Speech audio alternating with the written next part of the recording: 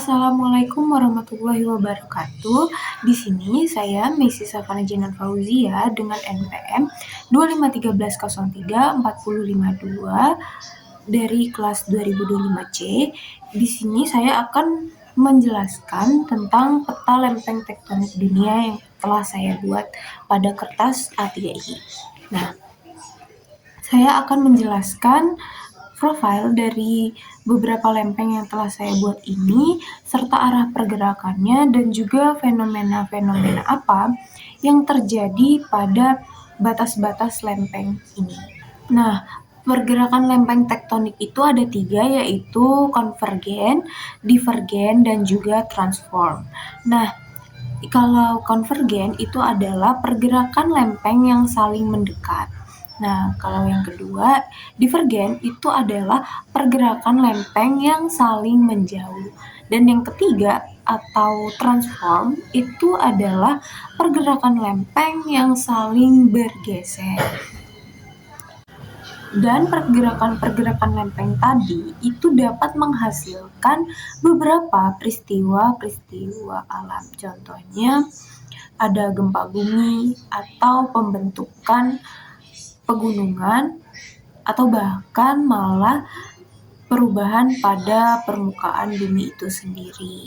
Nah, contoh-contoh dari lempeng tektonik yang besar itu antara lain ada lempeng Pasifik, lempeng Afrika, dan juga lempeng Eurasia. Oke, kita langsung masuk saja pada penjelasan pergerakan lempeng tektonik dunia. Yang pertama saya akan jelaskan adalah lempeng Eurasia. Nah, lempeng Eurasia ini adalah lempeng yang mencakup hampir seluruh Eropa dan juga sebagian besar Asia, kecuali India,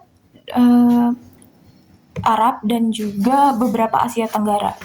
Dapat dilihat di sini bahwa lempeng Eurasia itu mengalami konvergen pada lempeng India. Jadi, yang dihasilkan dari konvergen ini adalah pegunungan Himalaya dan juga gempa bumi tektonik yang terjadi di wilayah Nepal, Tibet, dan India Utara. Nah, yang selanjutnya adalah saya akan menjelaskan lempeng yang kedua, yaitu lempeng Amerika Utara.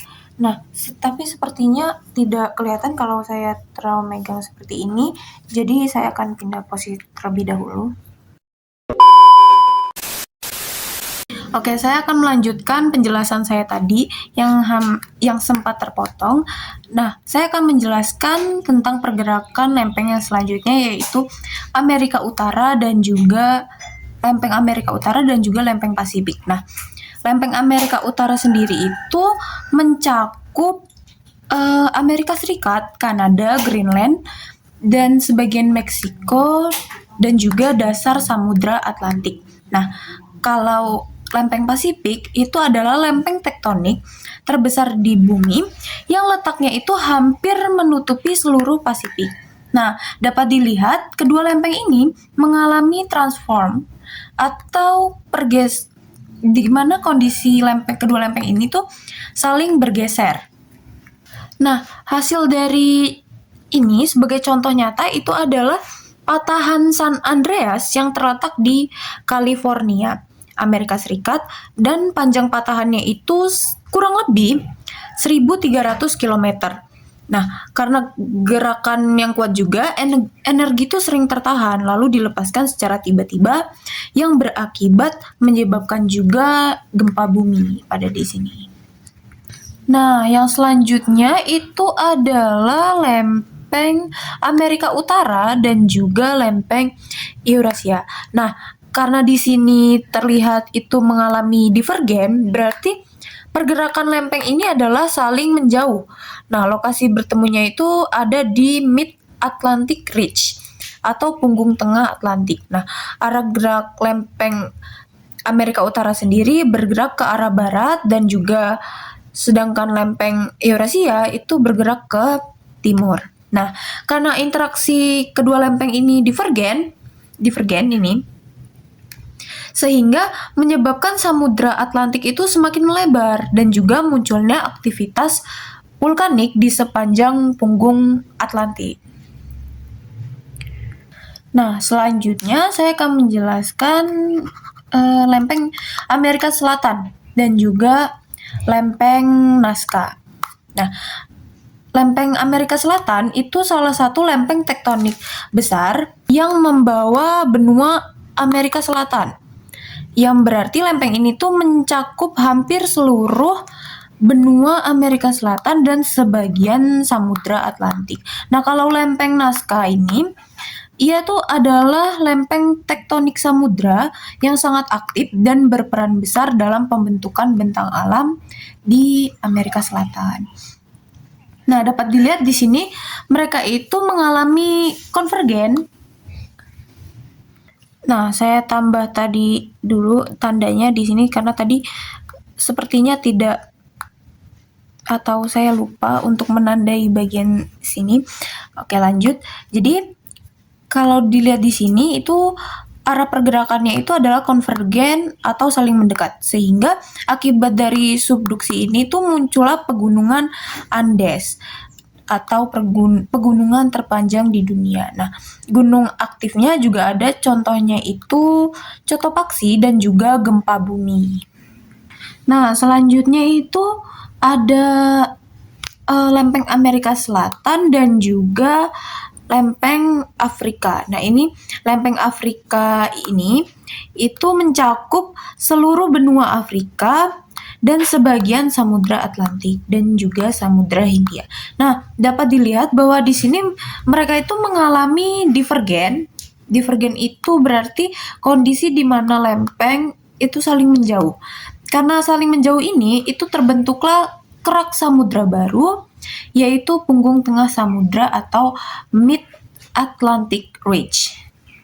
Nah, selanjutnya itu ada lempeng Afrika. Nah, lempeng Afrika dan juga maksud saya ada lempeng Antartika. Nah, lempeng Antartika ini membentang dari sini hingga sini. Ini lempeng Antartika, di sini sudah saya tandai. Nah, lempeng Antartika sendiri itu adalah salah satu lempeng tektonik besar yang hampir seluruhnya itu dikelilingi dengan batas-batas divergen. Seperti yang kita dapat lihat bahwa di sini juga divergen, di sini juga divergen, dan di sini juga divergen. Artinya itu kan saling menjauh. Nah, pada lempeng Afrika sendiri dan juga lempeng Antartika itu dihasilkan kerak samudra baru di Samudra Hindia dan juga punggung tengah samudra. Nah, selanjutnya itu ada lempeng, di sini juga ada lempeng Eurasia dan lempeng Eurasia dan juga lempeng Afrika. Nah, karena di sini tadi sudah saya tandai bahwa ini konvergen atau saling mendekat, itu sehingga di sini tuh menghasilkan pegunungan lipatan atau contohnya itu pegunungan Alpen, dan juga ada gunung api di wilayah Italia. Itu seperti gunung api Etna dan juga gunung api Vesuvius. Selanjutnya itu ada lempeng Eurasia dan juga lempeng Australia. Nah, kedua lempeng ini itu mengalami konvergen atau saling mendekat. Lempeng Australia sendiri ini sering disebut sebagai lempeng Indo-Australia yang mencakup wilayah benua Australia dan sebagian besar Samudra Hindia, Papua, dan beberapa pulau Indonesia di bagian timur. Nah, karena di sini terlihatnya konvergen, berarti mereka ini menghasilkan, salah satu contohnya itu adalah palung Sunda, menghasilkan palung, ya contohnya sendiri itu ya palung Sunda, dan juga gunung api dan gempa bumi di sini. Di sini konvergennya. Oh ya, jadi lempeng Australia juga di bagian sini dan juga di bagian sini. Ini lempeng Australia namanya tuh. Nah, selanjutnya itu ada lempeng Australia dan lempeng Antartika. Nah, ini kan lempeng Antartika. Nah, seperti yang sudah saya jelaskan bahwa lempeng Antartika itu semuanya itu mengalami divergen. Sehingga di sini lempeng Australia juga mengalami hal yang sama, yaitu divergen atau saling menjauh. Nah, hasilnya itu kedua lempeng ini menghasilkan punggung tengah samudra atau mid ocean ridge dan juga kerak samudra baru pada sepanjang ini.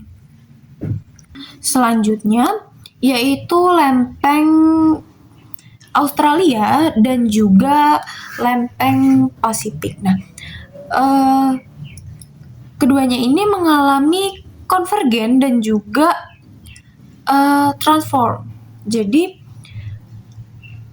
kalau konvergen kan tadi saling mendekat, kalau transform itu saling menggeser. Jadi sehingga itu menghasilkan gempa bumi dan juga menghasilkan sesar alpin di Selandia Baru. Nah, terus juga ada pembentukan gunung Alpen juga di Selandia Baru.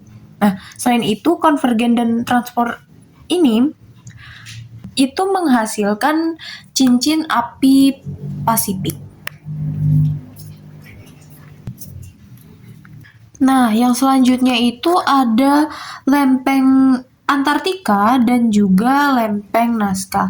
Nah, kan tadi sudah dijelaskan bahwa itu divergen kan. Nah, jadi dia yang dihasilkan lempeng Nazca dan juga lempeng Antartika ini adalah kerak baru.